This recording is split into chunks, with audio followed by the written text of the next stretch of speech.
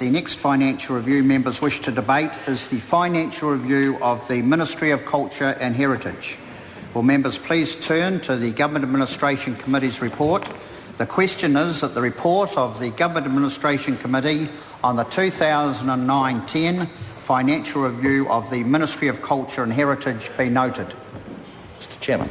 The Honourable Christopher Finlayson. Mr Chairman, I must say I'm a little surprised that Mrs Chadwick hasn't leapt to her feet, or the new star of the Labour Party, Jacinda Ardern, hasn't leapt to her feet, or Grant Robertson's not in the House to speak, because believe it or not, the Labour Party has... I know what the member's going to say. Well, perhaps the Minister might like to talk about his own portfolio rather than denigrating other people. Thank you. The member can't refer to the absence of another member, and I'll ask him to come back to what this debate's about. I do apologise. No, I was just in passing saying how disappointing it was that Labour has 3 spokespeople in this very important area, but no one's taken a call. But I'm very happy to take a call because our record in the arts is very good, and indeed 2 years after Helen Clark skipped off to the United Nations, I'm still finding that there are huge amounts of big policy work, big expenditure work that needs to be undertaken in the arts, because although it's a relatively small portfolio, it is actually an important portfolio. And when you look, for example, at heritage issues in Canterbury, you see how important they are. But that's more for this financial year, so I'm not going to talk about it at all. I beg the member's pardon? The member's been to Christchurch on a number of occasions, working very closely before questions in the House. The member's question was, as the member's questions so often are, utterly irrelevant in the circumstances. But let me say something about some of the work that we've been doing in the Ministry of Culture, because it is very important. The first is the Cultural Philanthropy Task Force that was working right through last year in the relevant period.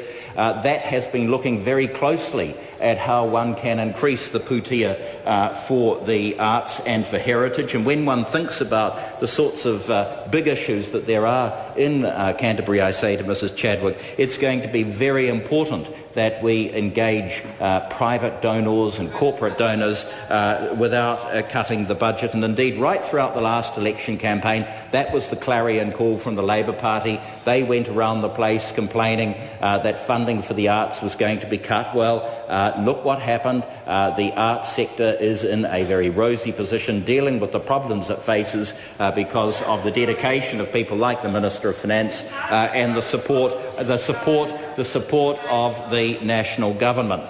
I want to say something about the Film Commission. Can I simply observe how nice it was to see Peter Jackson at the front of the Dominion Post yesterday.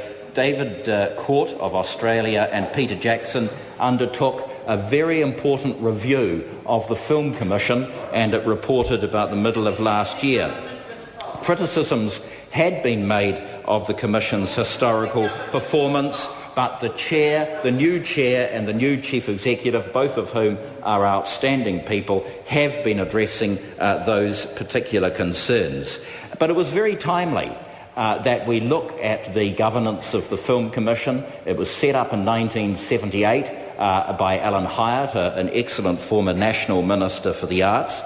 And so much that has happened in the film industry can be traced back to the establishment of the Film Commission. And so that has reported, and I'm very pleased to see that the Film Commission is working on a number of recommendations, and indeed they had been working on those recommendations even prior to the report. And associated with the Film Commission was, of course, the Film Archive. And in last year's budget, after years of neglect by the Labour Party, we injected some additional funds into the Film Archive so that it could go about its very important work of restoring New Zealand's film heritage. And I'm very proud of that intervention. And perhaps the proudest intervention in the whole area of film over the last period has been the intervention by Mr Brownlee and the Prime Minister to save The Hobbit. It was their actions that saved The Hobbit from the haters and the wreckers in the unions. And so I think a very good job was done. And when you look at the front page of the Dominion Post, and see that wonderful New Zealander Peter Jackson on the first day of filming of the prequel to The Hobbit, I think we can be very, very proud indeed. And I stand by what we did. It was necessary, and without it, the films would have gone offshore, and the self-proclaimed MP for Weta Workshop, the MP for Rongotai, would not have been able to stand up in this House with any pride whatsoever. The Historic Places Trust, a huge amount of work is being done on the Historic Places Trust. Again, it's a very old statute. It needs a total review. And I'm pleased to see reforms there. I'm pleased to see reforms with the Arts Council. So much that's good is being done. Members, order. We're going for a vote. Members, the question is that the report of the Government Administration Committee on the 2009-10 financial review of the Ministry of Culture and Heritage be noted. Those of that opinion will say aye. To the contrary, no. The ayes have it. Members, I understand that the... Very disappointing. Order. Order. Members, I